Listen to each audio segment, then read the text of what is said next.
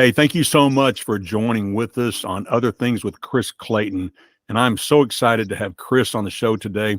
Chris and I go back to 2004. There's a long story behind that. We'll get into that a little bit because it tells a lot about the type of person that Chris is. But before we get into actually introducing him, you seeing his face, I want to tell you about Chris. He's a contemporary Christian music and worship leader, producer, songwriter based here in Nashville and Franklin, Tennessee. And I like this on his bio. If you go to chrisclayton.com, this bio is featured there. But I like it. He writes on his bio, a born and raised Texan. And so we're Texans too. So even though we're here in Tennessee, and we don't say that too loud because Tennesseans don't like it, but he's born and raised Texan. And he and his family moved here to Nashville in 2016 after signing his first publishing deal. He's been working and investing in artists and churches over 20 years. And the way I know Chris is because he was a personal mentor to my oldest son, Clayton, who's also here in Nashville doing music. And so we're forever grateful to Chris. But in addition to his production and songwriting work, he served just recently for many years as the worship pastor for Gateway Church in Franklin, Tennessee, a dynamic church. And Chris stepped away from that. And we're going to talk a little bit about that on what God is doing in his life in these next steps. And he served in capacity as worship leader. And I want to just say up front that I've seen Chris in action in every way. My younger son, Joseph, was also mentored by Chris and traveled with Chris extensively as his drummer, the Chris Clayton Band. And so Chris was Joseph was with Chris in all settings. And Chris is the real deal. And it's encouraging to know someone who is the same in private as they are in person in public. And so anyway, but Chris is credited on projects with a variety of artists, including Chris Tomlin, Keith and Kristen Getty. And I want to talk about them, Chris. A pretty powerful story there. Big Daddy Weave, Josh Baldwin with Bethel Music, Shane and Shane, which Shane and Shane is huge. And there's a whole list of people. But he's written and or produced records for some of the largest churches in America, which worship is, the core of Chris's heartbeat, including the Belonging Company, Houston's First Baptist Church, Valley Creek Church, Pine Lake Church, and Crossroads Church. And in addition, Chris was nominated as songwriter in 2018 for the Gospel Music Association of Canada Covenant Award for Pop Song of the Year. And we can even get into that because you have connections with a guy who's been very successful in Canada. But he resides here in Nashville. But anyway, a lot going on there, but that is Chris Clayton. But Chris, thank you so much for coming on Other Things with. Thank you for being here. Oh, thanks, Kenny. Appreciate you having me. I've been looking forward to it. Well, man, I tell you, let's get right into it. And, I know you, and like I said, I've known you for, that's 20 years. Yeah. But, Chris is an amazing guitar player. I think would you call it something I think you're best at? That's my opinion, is colorizing. I mean, would you call it that? Yeah, that's, I've never called it that, but I think that's a pretty accurate term. Yeah. Yeah. Cause I met a guy that played for Tate. Tate came to Valley View Mall back in the day in Dallas, and his guitar player was sitting there, and he was a pro player from Nashville. And I said, "You're amazing." I said, "What are you doing?" He said, "Well, I'm a colorizer. That's what I do in the studio is I pump up the music." But in our past days when we worshiped in church together at 121 Community Church, Chris was such an added feature to the band, vocally and but in his guitar playing, to where he's just this maestro of all this layering going on in the background. But I don't know anything about how you got into music personally. Yeah. Music kind of runs in the family a little bit. Well, my dad's a pastor. My dad pastored in Southern Baptist churches all over the Texas and Oklahoma, and my mom. But back up, my dad played drums in high school, and he actually still has his early '60s Rogers drum kit from high school, Silver Sparkle. One day I'm going to get that, Dad. So then Mom played piano, and so music's kind of been in the family, maybe not on a career level, but definitely in the church side of things. And so I took on to it shortly after we moved to Beaumont, Texas, down in Southeast Texas. My dad took on a pastorate down there, and thanks to my youth pastor growing up, and I'm sure many people can credit youth ministry years to like finding their way and finding their callings and bents. And I'm a product of that, and began to discover guitar. And my grandparents bought me my very first guitar. And What? No, what was that? gosh, You remember? I couldn't even tell you. It wasn't even a major brand. It was just, all I remember, Kenny, is that the action of the strings was like that far off the fretboard, which forced you to learn how to play the chords right. And I remember my youth pastor Andy giving me an opportunity to lead worship for the very first time in our youth group, and that was kind of what got me rolling. We would go to conferences, and I would see these other worship leaders. And this is before, conferences were conferences. This is like, Dawson McAllister. I don't know if you remember Dawson Oh yeah. McAllister. We used to go to Dawson McAllister conferences, and I'd see a guy by the name of Joel Ingle, who was part of my story later on the line, and Chris Tomlin Young, and a guy named Todd Proctor, who was leading worship. And we would buy CDs, and I would take them back and learn every single song on that CD and lead it in our youth group. And that's kind of what got the bug initially. And the story goes from there. So. Yeah, so because what's interesting is Chris is from Texas in Grand Saline, which was Yeah, in great. Yeah. north of you. So Yep. he's a Texas boy, so to speak. Mhm. And Yeah. then Joel Ingle, amazing piano player, songwriter. Joel's doing some other things now. I kind of keep Mhm. up with him through LinkedIn. But so yeah, when you talk about that guitar, Jack White, that a guitar he plays on the Seven Nation Army, it's like that Montgomery Ward's, what was it called? Airline was the brand, Yeah. Yeah. So maybe that's what it was. It was Maybe. I just remember it was just an acoustic guitar, and it was a simple learning guitar, but it was the best thing I thought ever. I didn't even think about brands, and you just thought about, I have a guitar, so I get to start learning. So now, did you take lessons, or are you self-taught? I've self-taught. We bought a book with chords, and my mom can play piano by ear. She can sit down and play the hymnal by ear. And I think I got that bug, and I could just hear a song, and as long as I could figure out the chords or where to put a capo, I would just learn songs that way. And I've never had any kind of formal training at all. It's just all been kind of by ear. So. And that's how it always was until in recent times. I remember Kurt Cobain was being interviewed after Nirvana hit big, and they were standing. I can still remember they were standing on a balcony, and there was like water below. So they were somewhere, high-rise hotel, and the reporter, and it's Novosek or Czech, however you say his name, and Grohl and Cobain, they're, down this tiny balcony. The wind's blowing. The guy said, "Well, now that you're popular and you have money, do you think you'll go back and take lessons?" Mm. And Cobain's like, I think it's missing the point, But Yeah. but that's awesome, because I tell you, Chris is an amazing. So that's fundamental. Of course, he's a songwriter, producer as well now, but as a musician, he's amazing. So yeah, kind of go forward. So at the you come home, you're learning how to lead worship.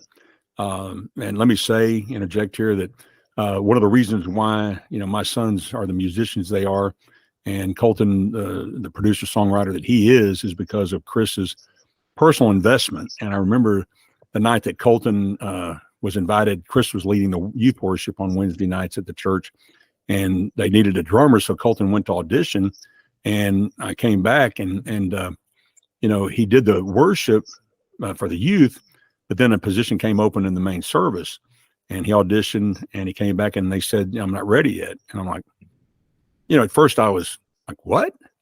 And they said, "You just don't have your groove yet." And, you guys were right. And so he continued to practice. And I remember he auditioned, and they came back and they said, "You're ready." Mm. And so, I will be forever grateful. Yeah. But, you had that example in your own life, and then you've been that to other people. But tell me a little bit about that in your experience, because you've been that in shaping people your whole life. So give me a little bit of Yeah. feedback on that. Yeah. So yeah, I went to Dallas Baptist University out of high school up in the DFW area, which is where I met Kara, and we spent all 4 years. And then right after graduation, we got married. And if I give you a little context, forever I thought I was going to move to Nashville right out of high school and go to Belmont University. That's kind of what the plan was. And then opted to go to DBU for a couple of years, and then I thought I'll go to DBU a couple of years, then I'll transfer to Belmont. and met Kara, changed everything on that on that end of things. But yeah, shortly after graduation, we got married, and I was like, I know what I want to do. I don't know how to do it. And so I just began to pray, God, would you bring someone in my life that could help me navigate the waters of production and songwriting, but also as a worship leader, because I really felt called to do both. Like I felt called to lead worship in the church and also, produce and resource other church leaders and worship leaders and artists. And God brought about a man by the name of David Parker into my life. And back in this would be early 2002. And David and I just hit it off, and he kind of just invited me into his whole world, everything from his studio to traveling on the road with him and leading. That eventually led to going on staff with him at 121 Community Church there in the Dallas area, and really spent the next 4 to 5 years just kind of under him and just learning everything from the mechanics of producing records and engineering and songwriting to how to run and manage a itinerant worship ministry on the road. Everything. I still use things today, Kenny, that I've learned from David. Even in my latest, working at Gateway, I almost thought every day of things I learned from David. And anyway, all that to say, I served underneath him in the church, and then I ended up kind of leaving him from a studio side, and started my own studio, and then production and traveling as well, leading worship. But and then, as it often does, God kind of reciprocates those things, and that brought me to Colton and Joseph. And man, it's just that Paul Timothy relationship that I just think we see modeled so well in the New Testament. And man, I often use that as an example. I think we've kind of lost that a little bit within the church and within society as a whole. And man, as much as you say it was a gift to Colton and to Joseph and to you guys, it was a gift to me just to be able to run alongside them. And now seeing both of them just thriving in their families, most importantly, and also in their careers, it's been a treat.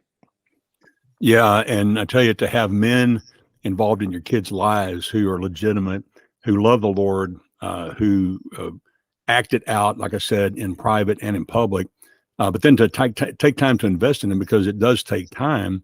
And I think back in my own life, the men and women specifically who are the reason for me being here today and walking with Christ. And so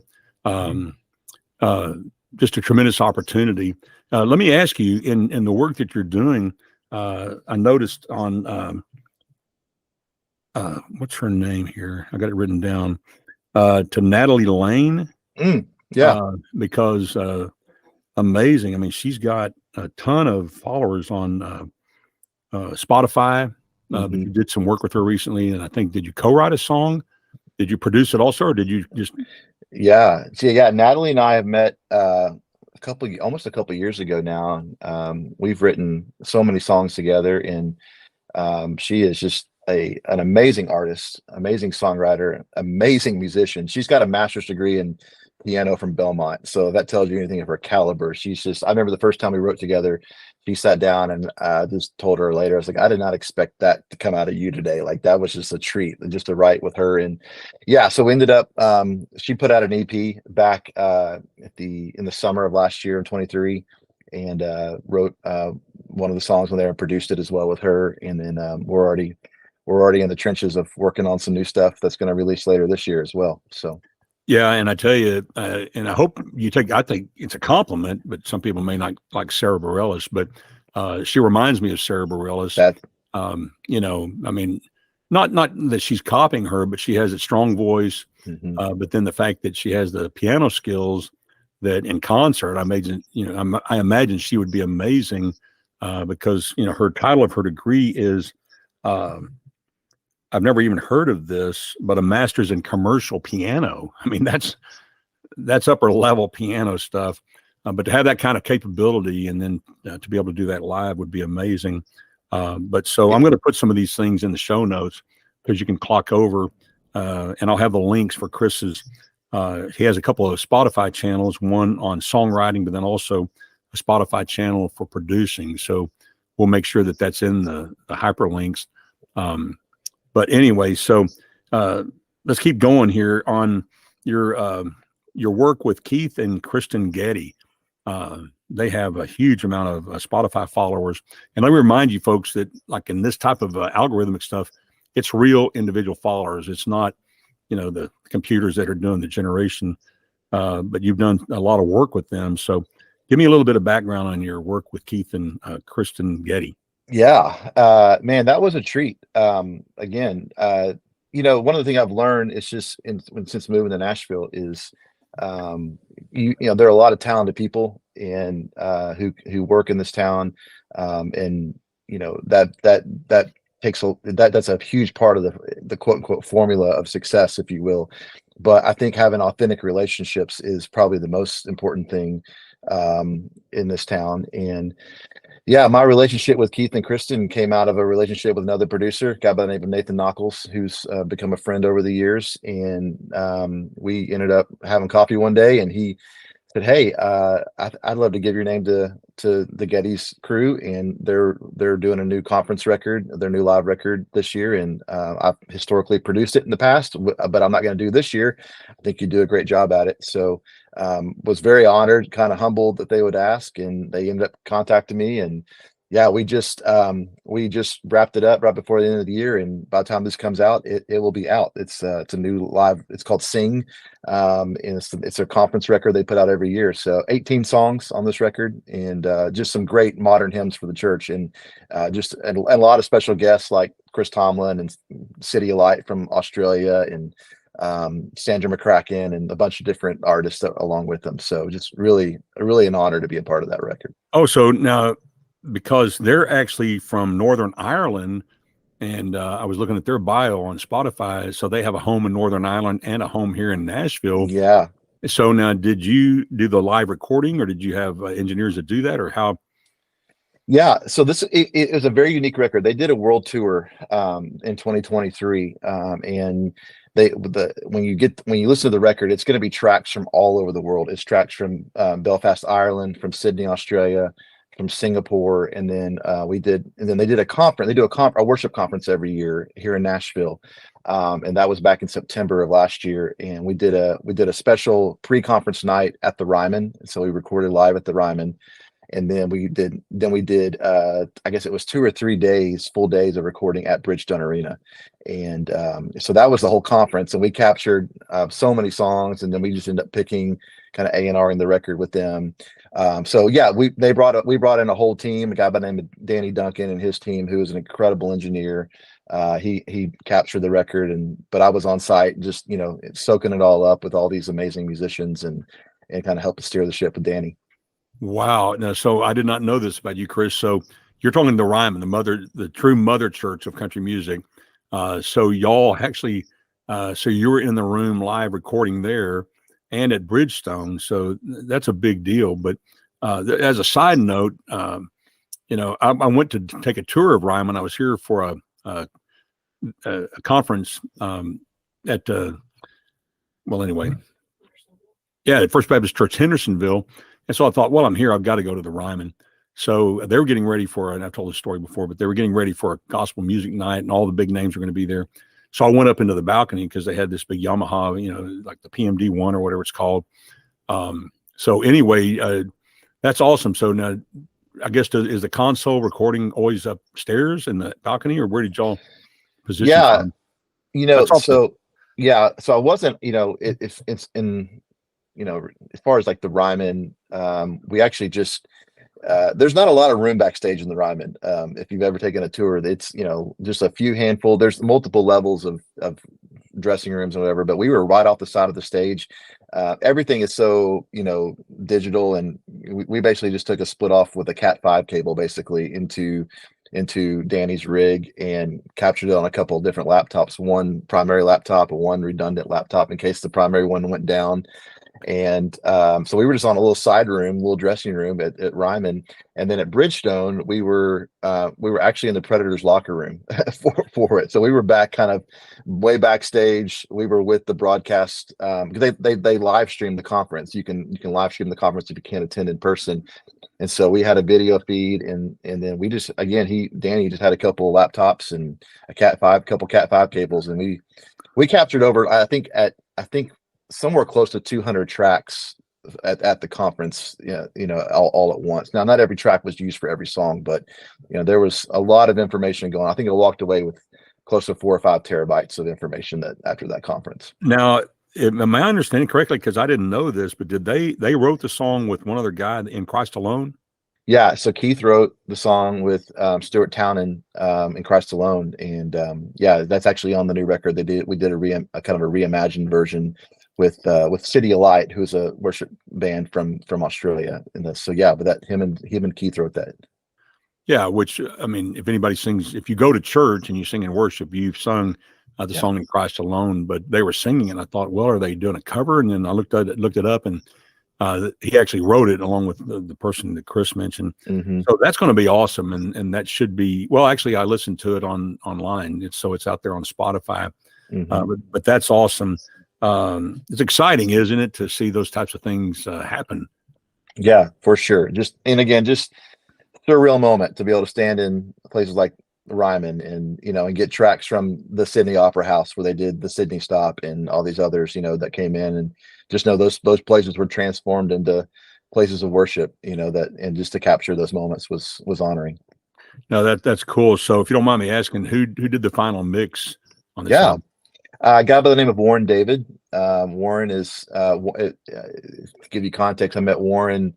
Warren used to be Sean Moffat's assistant back in the day, and so Sean, was a real big catalyst to me getting here to town. And so I met Warren through Sean years ago, and Warren's mixed a lot of stuff, and he's mixed a lot of the other Getty stuff as well. So we just kept them on the team. So that's cool. So tell me about Katie Reynolds. That's an interesting story. When I saw, kind of her background, and it looks like you've had some influence in her life, as far as I think in production.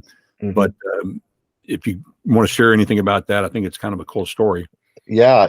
How you said Texans kind of stick together. Well, she's a Texan as well. And it was kind of in the Dallas area in Central Texas. And we met here in Nashville, met through mutual friends at a songwriting round that she was opening up for one night. This is a couple years ago. And I was just blown away by her voice and her talent, and just her bent on music, just kind of coming at it in a fresh way, very kind of soulful pop style. And so we just kind of hit it off, and I said, hey, let's write. And so we wrote a couple times, and then, man, I just felt like I was just supposed to kind of help develop her a little bit and just pour into her, and just loved her heart, loved where she's at. And she was just one of those at that stage in her career where she's like, I've got songs, I've got vision, I need help with some execution of this. And so we've been working together. Gosh, I think we did 3 or 4 songs last year, about to start a new one here in 2024. And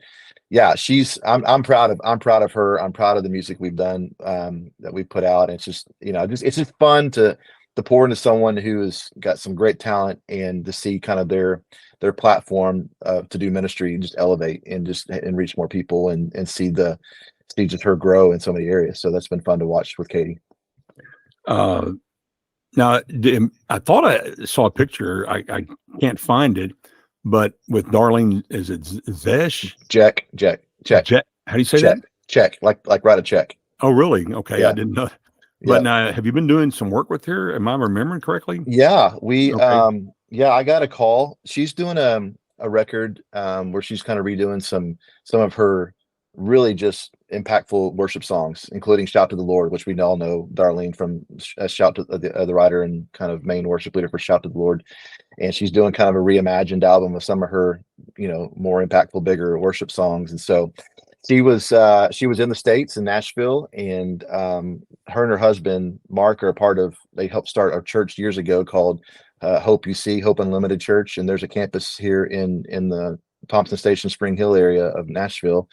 And my buddy Dustin Smith, who's the pastor out there, called me and said, hey, we need someone to help produce some gang vocals and some choir vocals for Darlene's record. Would you want to come do that? And so I said, absolutely. And so we gathered a bunch of people and spent 2 nights, one week back in the fall, just singing some amazing songs that we, just songs that we grew up on, but in a really fresh way. So she was a treat. She's the real deal. It was a joy to work with her.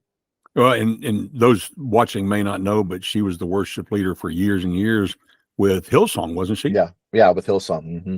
Yeah, so that's a pretty big deal, but I'm excited for you about that. But as we talk about music and influence, and I think about you as a singer songwriter, which you don't really promote that, but there's a lot of albums that are on. I get YouTube Music, and all of your albums that you've done in the past are. I say all. I don't know that all of them are. I don't know all that you put out, but I would encourage people to go to Spotify. The bad part about Spotify is if you're not paying for it, you can't go in and select the track. But the albums are also on YouTube Music, and that's free to everybody. So I think about a song, and I tell you, I still think, and I've encouraged Chris with this, and I'm just one person, but I want to share the type of impact of Chris's songwriting. Because let me ask you first to make sure. I think, are you the sole songwriter? This was off of your album, Jesus, I Love You. It was on, I've got it written down here. It was out in 2011, Hope of Glory. Mm-hmm. But were you the sole songwriter on that, or was there anybody else? I believe I wrote that with a guy in Dallas. Well, it's a guy I grew up with in Beaumont. His name's Justin Brooks. I believe that's who I wrote that one with. It's been forever, but yeah, we wrote that, gosh, forever ago. And yeah, we played the mess out of that song, all sorts of events, and it's just a big song. So yeah. Well, and I tell you, and I'm just one person, but I do know music. I'm musically trained, and my kids are partly in music because of that. But the song "Jesus, I Love You," I still, at some point, someone is going to hear this song, and they're going to say, "We got to record that." And I know one of the struggles here in Nashville, and there was a great article written about this probably a year ago about one of the guys in the industry is saying, folks, we need to loosen up and start recording outside cuts. And I believe, and for those of you who don't know what that means, in other words, an artist that didn't write the song, but they record someone else's song and include it on their album. Now that means they don't get the royalties from the songwriting payout, but they do get the artist. And the bigger thing is if you have a number one hit with it, it really doesn't matter who wrote it. You're going to be filling seats and you're going to be selling merchandise and you're going to be successful, both being airplay and financially. And anyway, the song Jesus, I Love You, to me, Chris, I think is one of the best songs you've ever written. And the litmus test for it, because like I said, my oldest son, songwriter, producer, he said, Dad, the litmus test is, I think they call it the child test, that like if a child listens to it and then they're singing it, you've got a hit on your hands because the way a child. And so my wife at the time was working as a preschool teacher at our elementary school, where actually she and I went to school when we were kids. And so she had Chris's CD playing on the boombox in the room a lot, during their work time. And I tell you, she came home just in tears when she said that they were on the playground, they had the break time, and that one of the kids was a little boy. She's still over here. She's tearing up. But this little boy running across the playground singing, I love you, Jesus, I love you. And she's like, wow, before my words get lost in song, my heart desires and longs to say that I love you. Yeah. And I tell you, I think, what I envision, and I'm just one guy, but here's what I'm praying, that song is made for Natalie Grant. It's just made for her, and with her passion and her soul. So anyway, wow. What do you say about that? Yeah, well, I did not know that story about that, and that's pretty humbling, and I'm grateful you told me that. I'll tell you another story that was even more crazy with that particular song.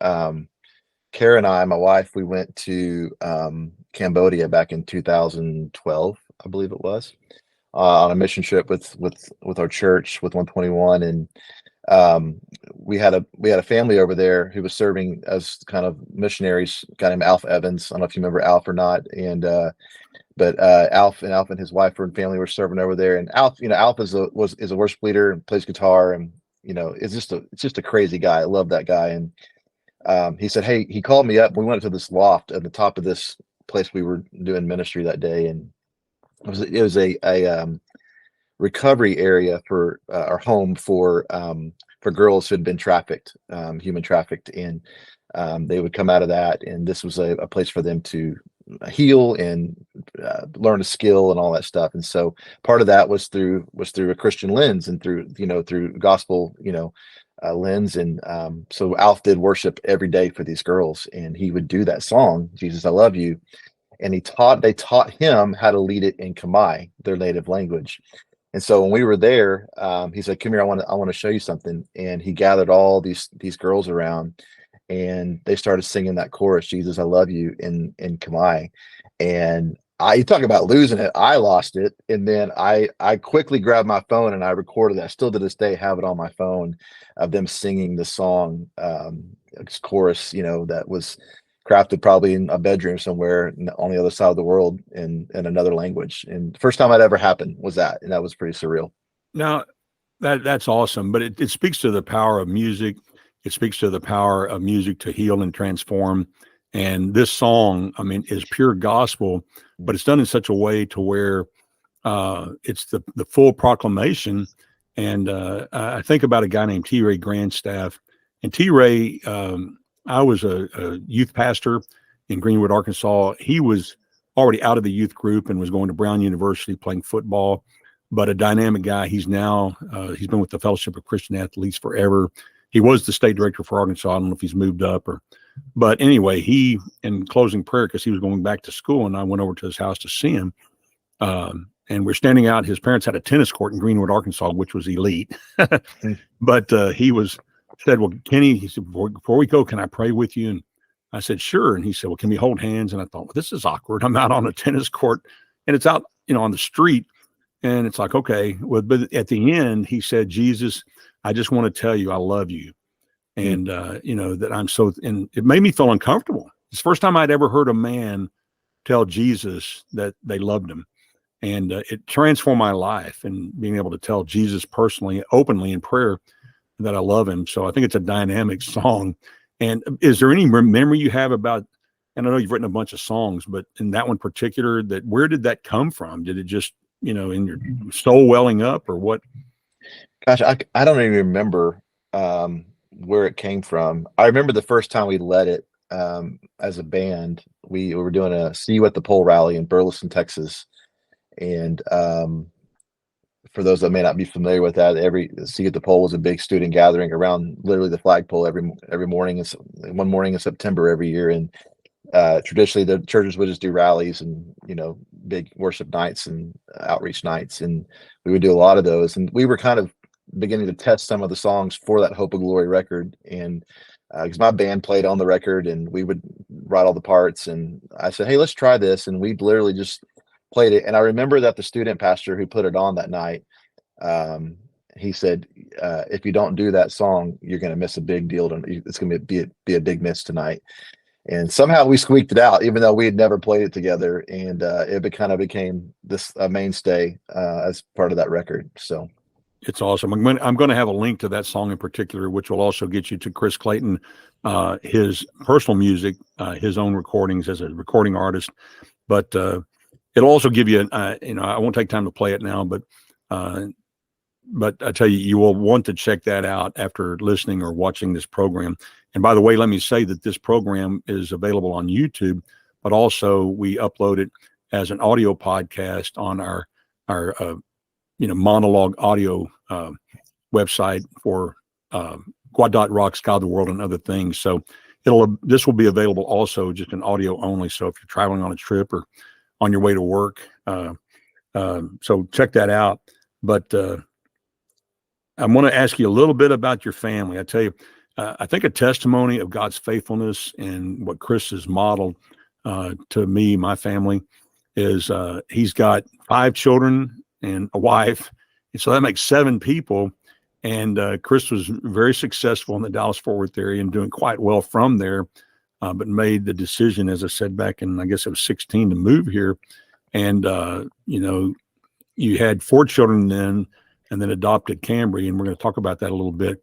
But it was a big deal. And so share with me your journey, because as a man with responsibility, for a wife and 4 kids, you got a beautiful wife, Kara, who's been dynamic. I mean, she was involved in everything at the church. She served personally, which folks, if you don't come from a ministry background, a lot of pastors' wives don't. I'm just telling you, that's the truth. But Kara has been intimately involved in Chris's ministry and her own ministry.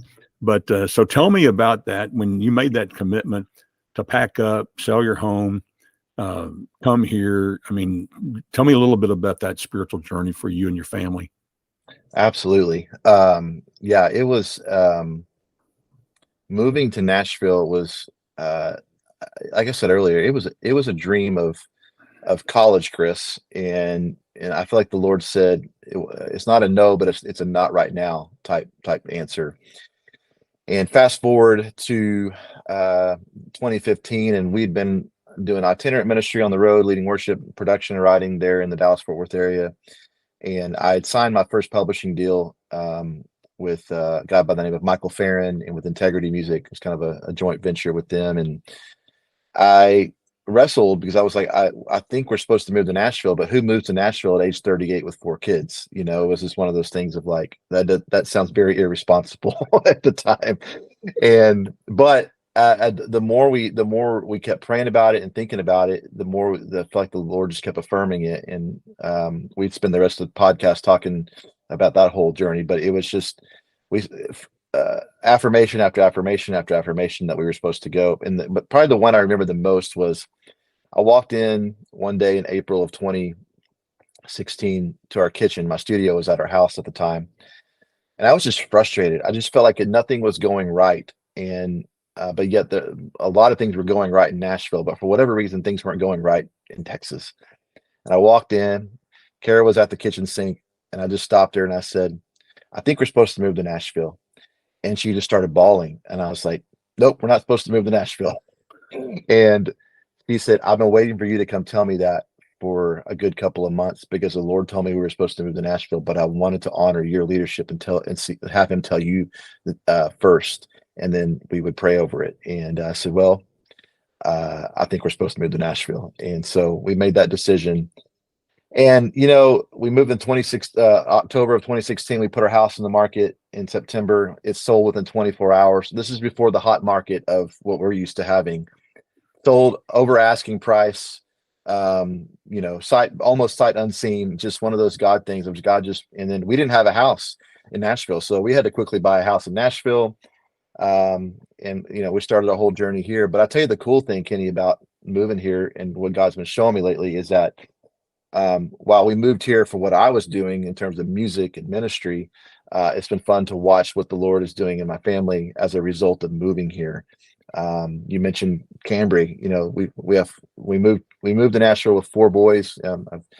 Now he's 20. He was 13 at the time. You know, 20 down to 15 now, and then we adopted Cambry, you know, from right here in Nashville, and she's from Franklin. And crazy story I can get into if you want to, but it's just, that's just another God kind of wink. And I was just saying, hey, that's why I also brought you. And then just to see my boys find their bents, you know, and what they do, you know, in their careers. I mean, my oldest is in lighting and on the road touring, and he wouldn't have found that necessarily without moving to Nashville. So it's just been cool to see just kind of God just fingerprinting and kind of leading us individually, also collectively. Yeah. So you have one, I guess they all play ball, but then you have one that, what's the broken bone count? I mean, I follow you guys on Facebook, and Kara, I mean, you know, the stress, you know, because let me say, Chris is a man's man, and all 4 of his kids are men's men. I mean, they're rugged. They're going at it, you know, 100 miles an hour. So, but don't you have one? I mean, it's totally off the subject, but I just think about it because of Kara's reports on Facebook that we're at the ER. And which one is it? One in particular, or is it all of them? I mean, Yeah, I think it's Callan. Probably has the most punches in the frequent ER card. My second oldest. He's our kid that is not fearful of anything, which I love. It comes with a lot of stress because I'm not that way. I'm more the reserved guy. But yeah, we have 2 that are, you know, full bore at what they do, and it's I'm waiting for the ER bill to be a buy one get one free at some point, but I don't think that's coming. Get your discount. Now your oldest son Corbin, I guess you had connections because you worked with Big Daddy Weave. So was that the first group? Did you have somehow a connection to give him some exposure to that? Because now he's doing it as a career, but he got his first taste of working on the road with Big Daddy Weave. Is that right? Am I remembering correctly? That is right. And I have been kind of borderline obsessed with stories of watching the Lord go before us and do what he does in that. And you mentioned I worked on a Big Daddy Weave record. That was probably 04, 05 when I was still with David. And they came through Soundtown there in the Dallas area, and we got to work on the record a little bit. And through that, I met their guitar player, Jeremy Redmond, Big Daddy's guitar player. And really, we didn't spend a whole lot. We spent a lot of time together, but not in a lengthy amount of time. But we, through social media, we've kept up with each other. And then one day, Jeremy and his family showed up at Gateway about 2 or 3 years ago, and we reconnected. Everybody remembered each other, and through that, I introduced Corbin to him and said, "Hey, if you ever hear of anything, he's looking." Turns out they were hiring an intern, a paid internship to go out on the road and kind of just be a general tech. And so through that, he went out on a weekend just to kind of test it out. And then next thing you know, he was hired for I guess it was their spring tour like a year ago. And out of that, he's kind of morphed into the full-time lighting director for another band called We Are Messengers. And he's out on the road with them full time, and does leaving literally in about a month to go do another tour. He did their tour. They just wrapped up doing like 40 cities, and they're about to go do 20 plus, and then other things. So that's what's the story there? So he's the lighting director for We Are Messengers, which is a very successful I mean, watch over here saying yes. Mm-hmm. But so how did that transpire? So he had a good friend who was We Are Messengers lighting director. That it's just that community. Just like there's musicians, there's a whole community of crew guys that know each other, and especially in the Christian music world. And he had a friend that was their LD guy, and he ended up leaving, and so that kind of had an opening. And so what happened was his friend needed a fill-in on a weekend. They were planning to show up in Connecticut, and he couldn't make it. So he called Corbin. It's like, "Hey, if you're home, could you come and fill in for me for We Are Messengers?" Corbin went and did the event. If I'm honest with you, Kenny, it went horrible. Like the gear was not working right. Corbin thought he botched the gig. He thought they're never going to call me. It wasn't his fault. It was just stuff out of his control, but it was in his world.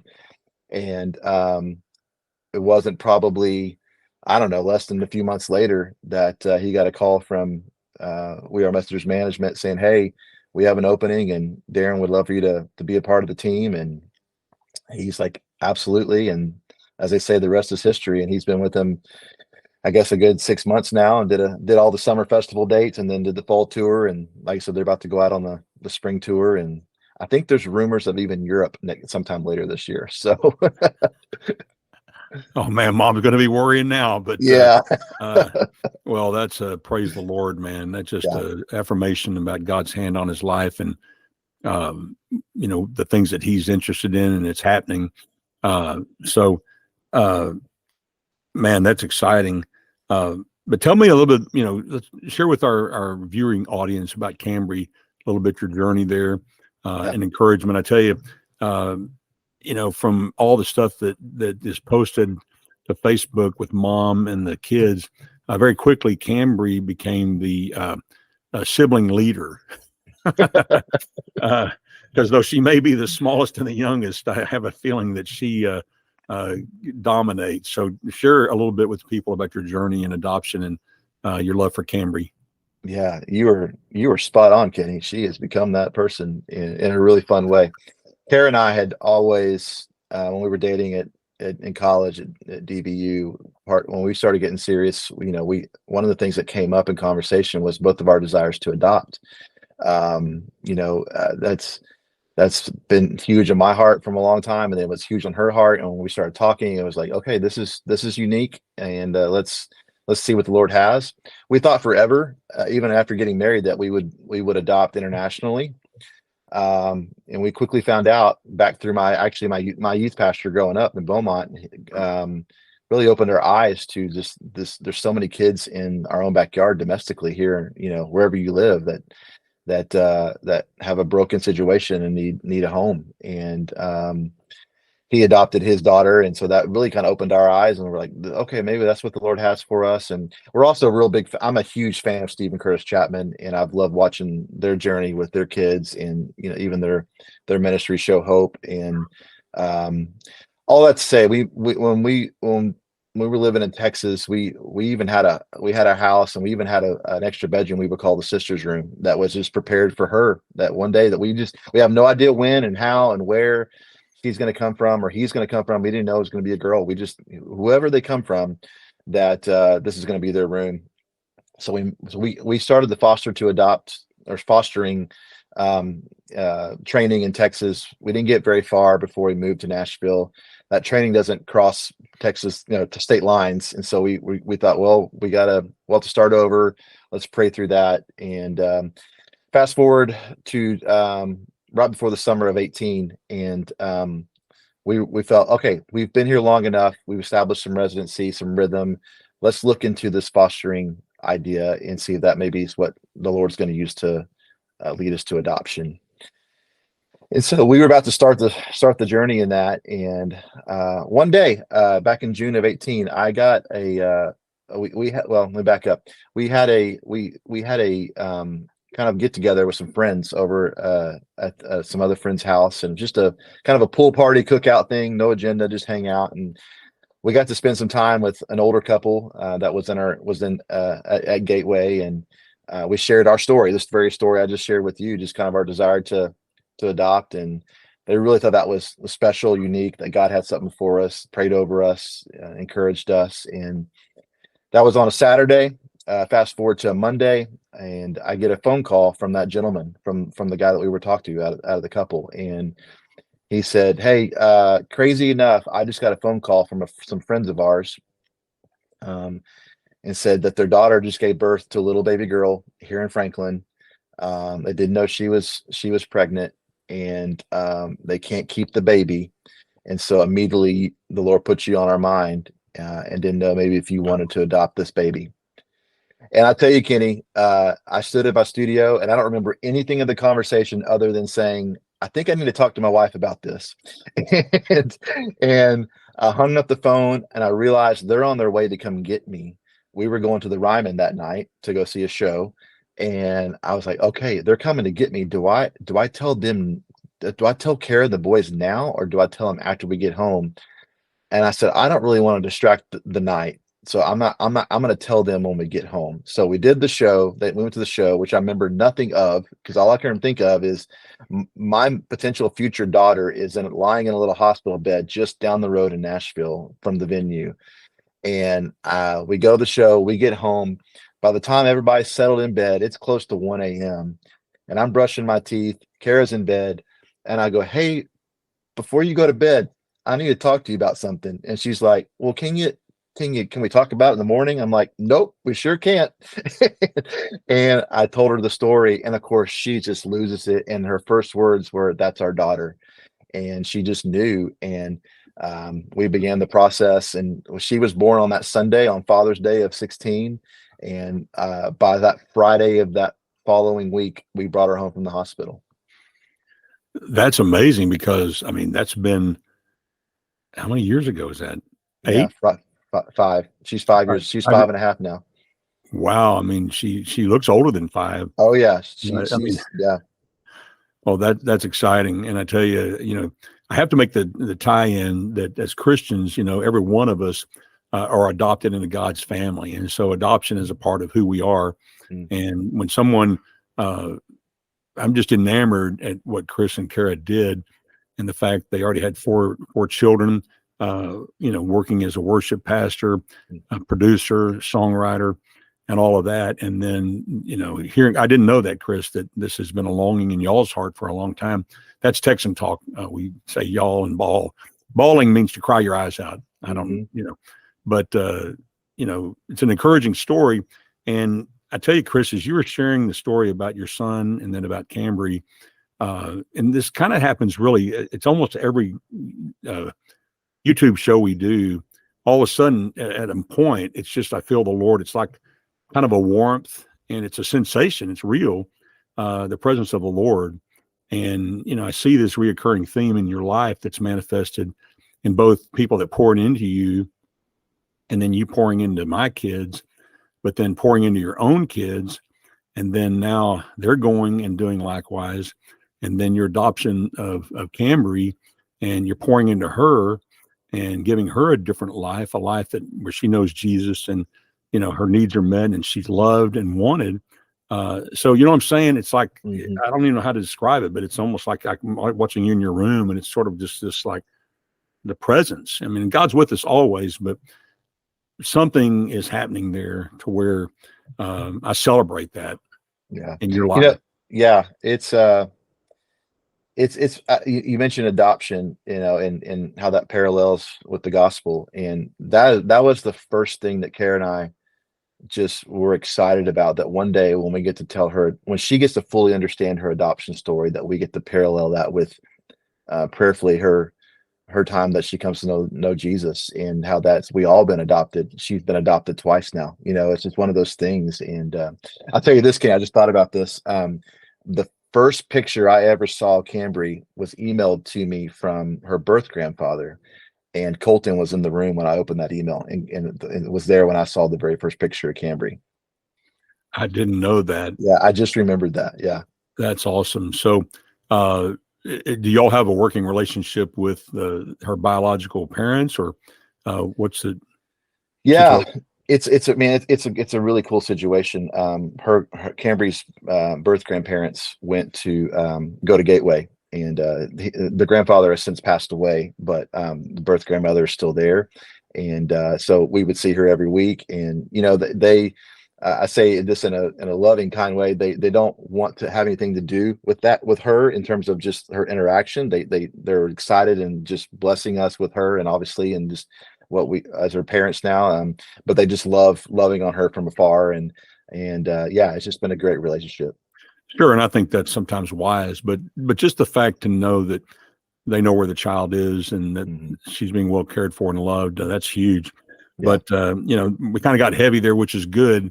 I think it's something that can encourage all, because in these crazy times we're living in, and Chris and I both have a context of, these are crazier than normal.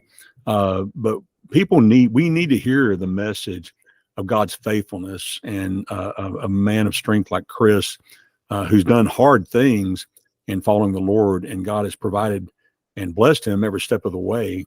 And it says to all of us, we can look at Chris's life and say, hey, if there's something that you're hesitating on moving forward in, especially in these times of uncertainty, you need to look at people like Chris. And I have the privilege of being able to say, I've known this guy a long time, and to say, it works, it's legitimate.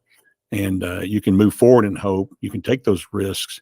You can take that jump at 38 to pack up your family and, move to Beverly. And so I just want to encourage you, because, these are challenging times, and people getting gridlocked in fear. And, perfect love casts out all fear, and we've been loved perfectly by Jesus Christ. So on another note, just I'm curious, who were your musical influences when you were growing up? Who impacted you stylistically or emotionally? Yeah. Oh man, it kind of runs some multi genres. And I know you'll appreciate this, so I'll kind of give you a little bit of a scope.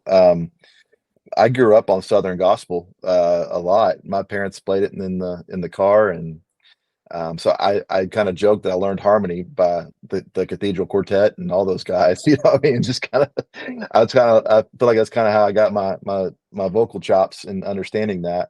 I had a stint where I loved listening to 50s and 60s music, and growing up, and I feel like even that was like foundational, even though I didn't even know it. It was very foundational to just music. And But I would say influential early on.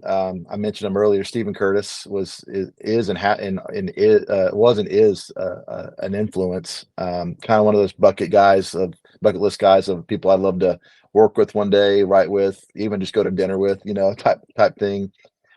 Just love his heart, love his ministry, love his sincerity. I've had the privilege of meeting him a couple times, and it's just been a joy to meet. So for sure him. Toby from DC Talk has been a big influence as a producer, as a writer, as someone who is constantly evolving and reimagining himself. That's always been a big influence. Yeah, I would say those probably are the biggest two individuals that I just, I've loved. I've had a longevity and love watching their careers and still see love them do it, and just have played into me doing what I do. We met a girl. There was a house for sale here where I live, and it's one of these homes built like 100 years ago. I just thought, I wonder what it looks like inside. And so the real estate agent, she married to Jason. She's married to Jason Patillo. She was Toby Mac's nanny for a time. Oh, okay. And so this was after Truett tragically died. Mm-hmm. And so I thought, it's interesting, her take on things, and she was willing to talk. And I said, I know someone who worked with Toby closely, a guy named Gary Osher. I know you know Vicky Osher from 121 was, that was her husband. They were divorced. I don't know where they are now, but anyway, but he worked with Toby back in the day, and is friends with Toby. And he was telling me all these people that are just, not legitimate. I'm just like, because I was talking to Gary about his salvation, and he was willing to meet me for coffee one day because he was very sick at the time. But anyway, but then he mentions Toby Mac, and I thought, oh, don't tell me Toby's not legitimate. Man, I mean, diverse city. And he said, Toby Mac, and Gary was kind of cynical about the whole Christian industry because of, one time he was the largest placement of acts and venues in the United States. So anyway, but he said, yeah, Toby is the real deal. And it shows through, and even in the way he handled his son's passing, they've been very transparent about it. But then this girl who worked for them, and she doesn't have any, skin in the game, so to speak. And then she said they're legitimate, So it's encouraging, just that going on. And I tell you, from what we've seen here in Nashville, it's very encouraging because you hear so many war stories about entertainment industry, music industry. But wouldn't you say, or let me not put words in your mouth, but has it been your experience to see that most of the people in the Christian industry, for specifically that you've met, that do you sense they are the real deal? I sense that from. Yeah. Resounding yes. I've always said, because people have asked me, do you feel the competition in Nashville for what you do? And I say, well, I mean, there's competition, yes, but it's not a cutthroat type of thing. It's we're all in this together. There's enough music to be made in this town. Trust me, there's a lot of music that's coming out of this town. Many songs have been written in this town and released. I feel more community than competition. I feel like they're the people that I do life with on a music side are championing each other. We champion each other. We want to help each other, even from encouragement and words to, hey, I need to borrow a microphone because mine just busted. Can I borrow yours? And, they say, absolutely, come get whatever you want. And, I think the litmus test to this is the ones that have been doing it for a long, long time are the ones that are most authentic, because this town can sniff out in a heartbeat people who are not authentic and who are disingenuous about what they're doing. They don't last long. And that's not just from an artist side of things. That's from a session player, from a producer, from a songwriter. The ones that have longevity are the ones that have great families, who love their family, who love Jesus, who are involved in the church, who, music is not their identity. It's their calling. And so when you see someone who's been doing it a long time, know that there's a reason the hand of God's on them, and that God's blessing them for a reason. Amen. Well, before we close out, being that we're both Texans, I was actually born in Texas too. By the way, this is totally this is on the subject, but Beaumont, home of Mark Chestnut. Yep. Did you ever see him at the Stop and Go? No, but I literally live down the street from Mark Chestnut. Oh man. Now, a lot of people watching this are not going to have a clue as to who Mark Chestnut is. He was a country artist, very successful. And the thing I admired about Mark Chestnut, from what I can tell, because I followed him, because he was very successful and I liked his style. He wrote the song Bobby Shot the Jukebox Last Night, played a love song and made him cry, pulled out his gun and shot it with a 45. But he never left Beaumont. He didn't move to Nashville. He didn't go to LA. He didn't go to New York. And so anyway, but how funny so you lived down the street from Mark Chestnut. Yeah, I could 5 minutes and I could have been to his house. Yeah. Man, that needs to be on your resume. I live down, I don't know what he's doing, but talking to Colton about it, I think sometimes, people, they become successful financially.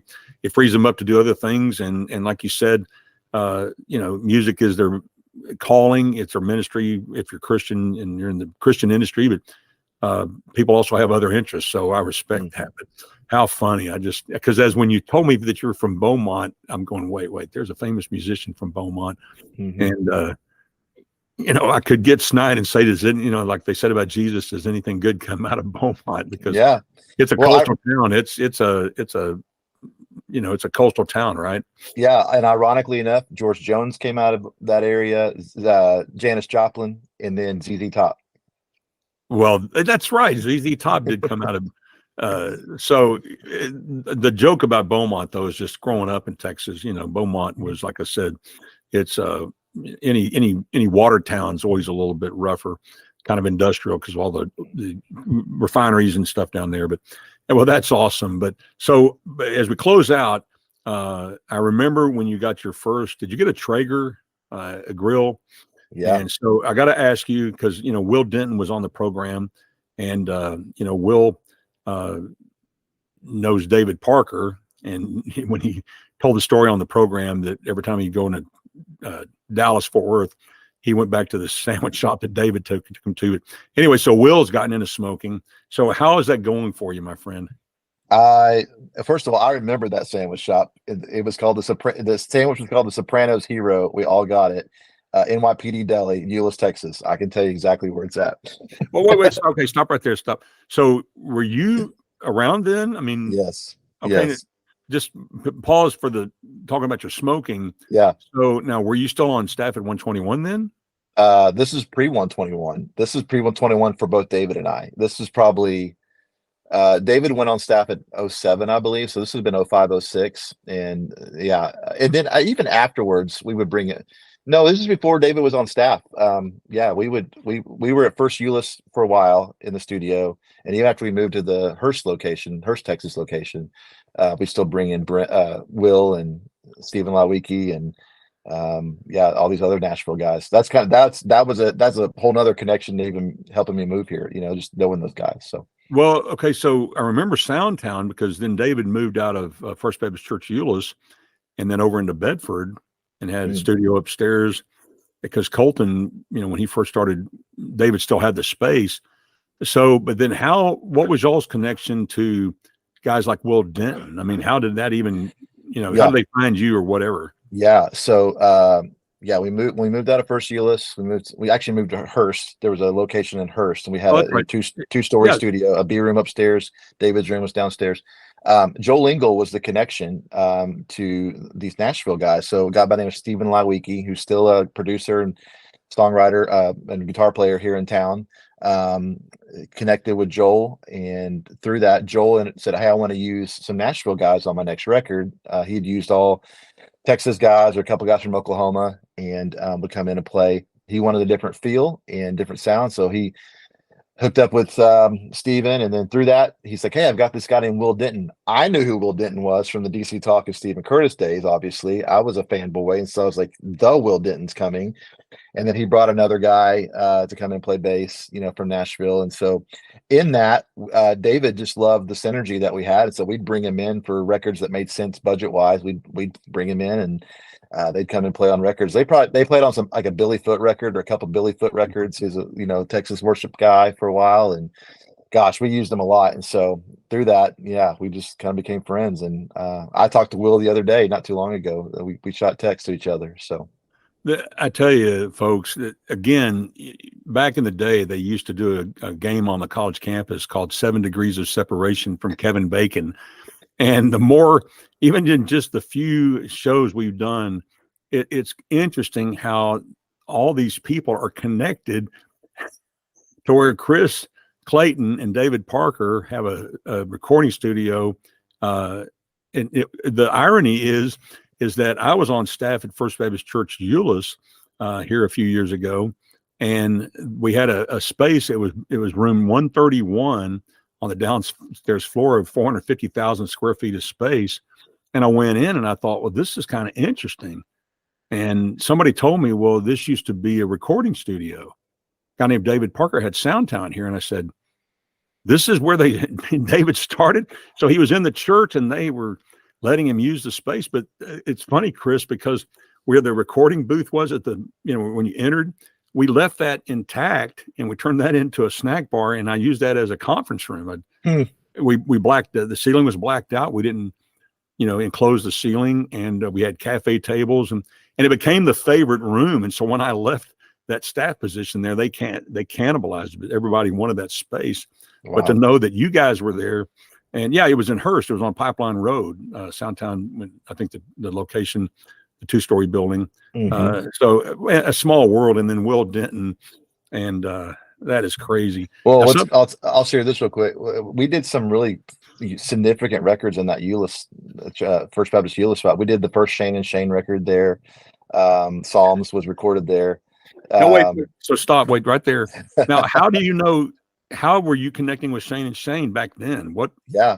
Well, David at the time, it was a different time. This was like the early 2000s, and David was doing some incredible work as a producer. And, the word got out that if you want a great record, you go to David Parker to do your record. If you're in Christian music or worship, and this was even the early beginnings of what we know now as modern worship. And so, and Joel Engel was doing stuff. And so through that, word got out, I guess, to Shane Bernard, hey, you should, use David as a producer. And so through that, they ended up connecting. And man, you talk about, we did so many records in that room, but that is the one record I remember the most, just because it was so unique at the time. The stuff that they were playing on acoustic guitar, and the songs and the vibe, and just the energy of that whole record was just, it is seared in my mind. And I've got great memories of tracking that thing. In that room at First Baptist. In that room at First Euless is where we made that record. Okay, now you're going to tell me other people that y'all worked with early. So yeah, Billy Foot was one. Billy Foot, if you may not know, is he wrote "You Are My King," which is a big, Amazing Love. How can it be? That big worship song in the late '90s, early 2000s. Did a couple of his records. Joel Engel, I've mentioned him a couple of times. Done many records. Yeah, gosh, a guy named Ross King, who's a songwriter here in Nashville now, but he used to travel and lead worship. Usually breakaway at A&M. There in College Station. David was, there was not a massive saturation of producers back in the day like there are now.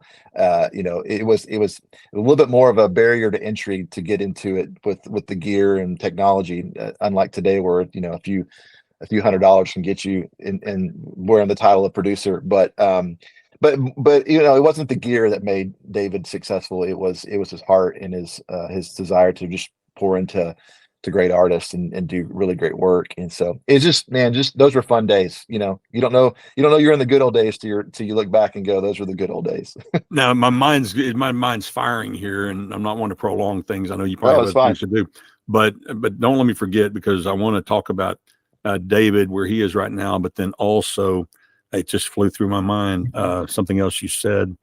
Wow, it was another great thought, but on David, he resigned from 121 here recently, And now if I was the Lord in his life, I would be saying, David, you need to come to Nashville. But have you talked to him? Does he have any plans? Is he going to stay in Texas, or is he going to come here? Or he's Yeah. kind of mobile. Yeah, we have, when moving changed our relationship in not in a bad way, just in a proximity way. And so we, obviously don't talk as much as we can. Kara and I went to his last Sunday at 121. We surprised him and Diana there. I just had to be there. I wanted to honor him, stand with my brother, who's been so, uh, he's the reason I'm doing what I do ultimately. And so and through that we've just kept in touch. I just talked to him last week. I just kept checking in on him, and him and Diana are ministry through and through. That's in their blood. And so I think right now they're just kind of praying through what that looks like. And I don't think there's any chances of him moving to Nashville. I think they love it there with their family, but the Lord's got some great things ahead of him. And I know he's dreaming. David's a dreamer, and he's also an executor, but he's a big dreamer. So he's shared with me some things they're dreaming on, and I think it's just a matter of time. Well, he's agreed to come on the show, so we're still working out the time. He had a death in the family, so I'm giving him some space, but people will meet David Parker. So the connection, with all these cats. Well, then Sean Moffitt, are you connected? I mean, because I know David is, it was either you or David that connected Joseph, I guess, with Sean Moffitt first. But now, did you know Sean from the Texas days, or was that just David? Yeah, no, David didn't have anything to do with Sean. David doesn't really know Sean. Okay, so it was you. Okay, it was you. me. Yeah. So crazy enough, again, just how the Lord uses things is mind blowing. But right as we were doing the Hope of Glory record, which is what you mentioned earlier, which uses "I Love You" on it, I got a random MySpace message, if that tells you how long ago it was, from Sean Moffitt, this guy named Sean Moffitt, and he was living in Connecticut, where he's from. Just introducing himself, saw my profile as a producer in Dallas. He's a mix engineer in Connecticut. Just was trying to make a connection, and just, hey, if you could ever use my services. And so at the time I was just like, I mixed everything myself, but I was like, I'd love to talk and just figure out, if there's ever a project we could work on. So the first thing he ever did, I ended up making it work, where he actually mixed Hope of Glory, the record. And soon after that, he moved to Nashville, which is a crazy story and to begin with, of just how he moved to Nashville and got connected. And I started coming out to Nashville for a couple of reasons early on before we moved here to write. But then I would produce records in Dallas, and I'd fly out here to mix in with Sean. I just sit in on the mix sessions for 3 or 4 days with him. Him and Carrie, his wife, were gracious enough to let me stay at their house, and I would just stay there with them, and we just spend all day. And I'd sit to his left, and I'd just watch him work Pro Tools and mixing, and just a gift. And so he became a big encourager to me, and just kind of sounding board of our family moving here, and just talking through that, and massive encourager. And to this day, we still work on records together and talk. And and then through that, I introduced them to both Colton and Joseph, and it's just been cool. And I just saw that Colton worked on the Keith Urban thing. I had no idea that was even coming down the pipe, which was awesome. Well, and so that's what, just as you're watching this, people, that to see this interconnectivity.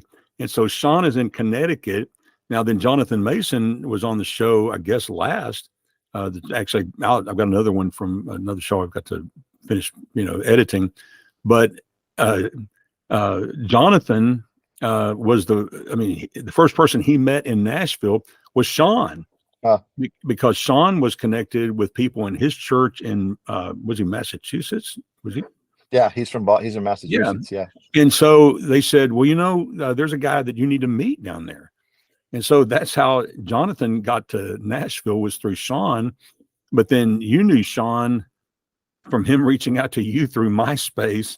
That is an amazing story, brother. I tell you how exciting. It gives me hope. It should give everyone hope that, boy, we need to stay focused and on the small things. I just think, Chris, had you not responded to Sean. Oh, wow. Yeah, that's true. All those years ago. And if you're listening, you need to look him up. I think his name's SeanMoffett. I think, is it 2 T's? Yeah. but he is one of the probably, I think everything I can tell, he's the top final mix engineer, and he's so amazing that I think now people don't even take their music past that to mastering, that he just finishes the album out, which, the final mix engineer is the one who takes, the 16,000 tracks that happen digitally now, and he makes them sonically work to where they're vibrant, which is a tremendous challenge. I remember when my youngest son Joseph was taking recording at Dallas Baptist. He went to the same school Chris did, and he's in there working on his laptop, and he's like, "I don't understand what's going on." As walked in on him.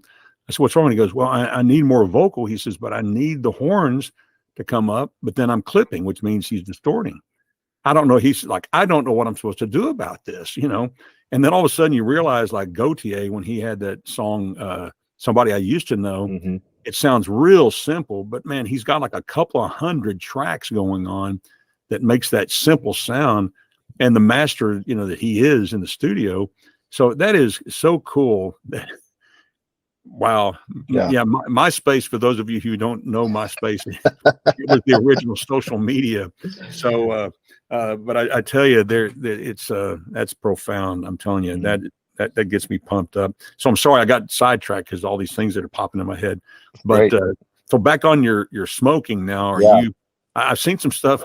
One thing about men who smoke, and I'm talking about who smoke fresh meats. Yeah. Is that you will photograph what you're smoking. So Chris will post things. So how is that going for you? Yeah, we're proud of what we make. You have to post it. No, yeah, I got the bug a while ago, years ago, and I got the Traeger, and I found in Nashville, and you may understand this, Kenny. They don't understand good Texas brisket, so you got to make it. You got to make it yourself, So we're in pork country, so they got that dialed in. But yeah, it's a stress relief for me. But even I've grown the arsenal. I now have a Blackstone griddle. And so which I'm loving now. I got my boy. It pays to have boys to have jobs. They buy you good stuff for Christmas. So they bought that for Christmas. So mom's pumping you like, "What do you want for Christmas, Chris?" And then you tell the kids. And then now, do you have the Blackstone? Have you seen the latest edition? I was in Walmart and they had a Blackstone griddle, which is a big. If you haven't seen it, folks, it's a big, massive. In the Spanish world, they call it a la plancha. But you can cook everything on there that you don't want to have either a smoke or a charred flavor. It's like having a big Dairy Queen grill.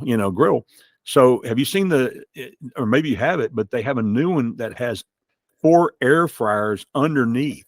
Yeah, I don't have that one, but I have seen that. I thought, now this is genius, and it has separate controls. So instead of stinking up, we have a air fryer that we just love. The who's it made by? It's a Ninja air fryer, but it's small. And so it's amazing. It uses infrared heat. And because it's like only this tall, I mean, it comes to heat at like, killer temperature and almost instantly, but we use it for everything. So yeah. So and if you haven't seen Blackstone, folks, go online, type in Blackstone. Whoever is behind that company and the marketing and the look, I mean, it's amazing. So yeah. So now tell me about that though. So now you've gotten into grilling on the griddle.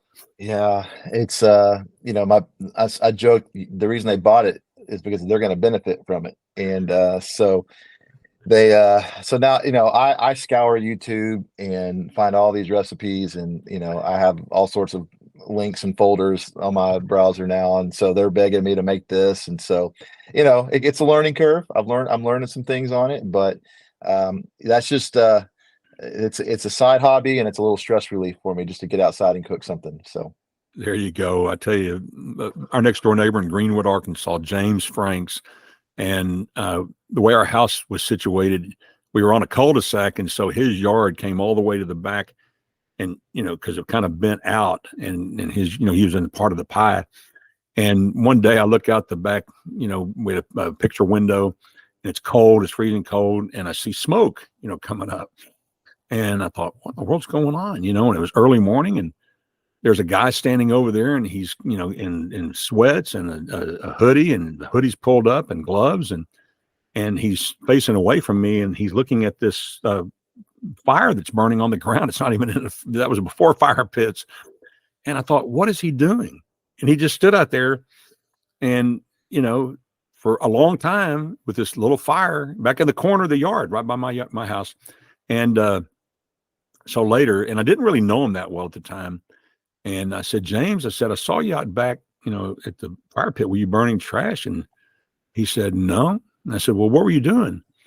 And he said, well, Kenny, sometimes a man's just got to burn. And I was young. I didn't understand. It's like, oh, I get it. Yeah. It's in us. So anyway, that's fascinating. Well, I tell you, Chris, it's been wonderful to have this time with you.